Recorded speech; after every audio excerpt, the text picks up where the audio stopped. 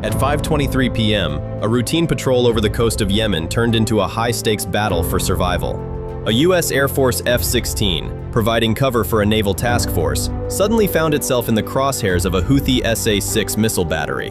With a missile screaming toward the cockpit at nearly 3 times the speed of sound, the pilot had less than 20 seconds to react. This wasn't just another skirmish. It was the first time the Houthis targeted a manned U.S. aircraft in this conflict, and it triggered a retaliation the rebels never saw coming. The ambush began near the port of Hodeidah. The SA-6 Gainful is an older system, but it's still deadly.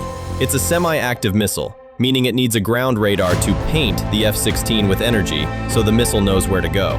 The F-16's first move was a violent, steep dive, dropping from 30,000 feet to 15,000 feet in seconds. The pilot was trying to use the terrain and ground clutter to break the enemy's radar lock.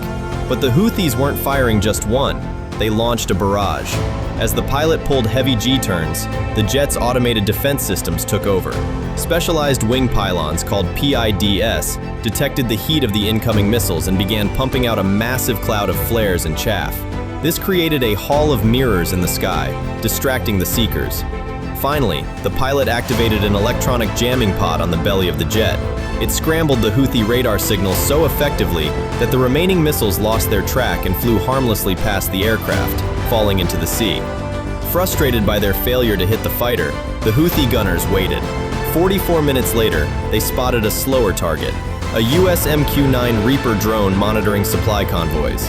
The Reaper isn't built for dogfighting, but it is built to survive. Its warning systems detected yet another SA-6 launch.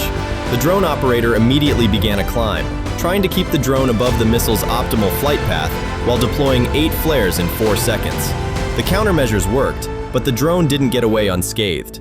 When it finally landed back at its base in Djibouti, maintainers found the right wing punctured by steel pellets.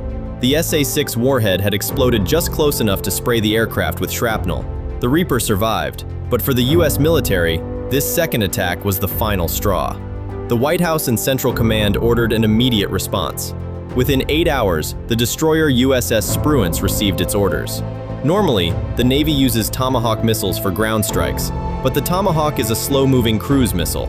Because the Houthi launcher was mobile and could drive away at 34 miles per hour, the Navy needed something faster.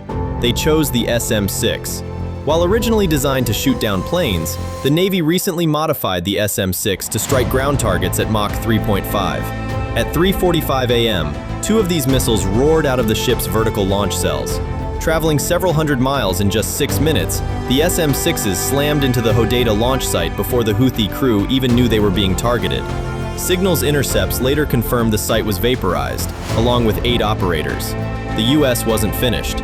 Following the surgical strike by the Spruance, a massive air wing took off from the USS Harry S. Truman.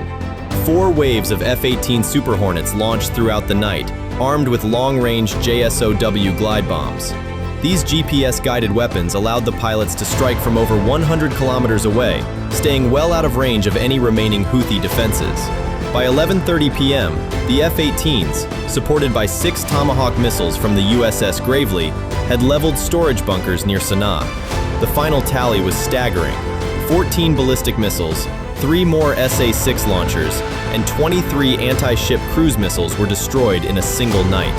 This operation severely crippled the Houthis' ability to threaten the Red Sea, but it also set a new precedent. The use of the SM-6 in a ground attack role showed that the US is willing to use its most advanced high-speed technology to hit time-sensitive targets. While the Houthis still hold a large stockpile of Iranian-supplied weaponry, this night proved that attacking a manned US aircraft carries a price they might not be able to afford. What do you think?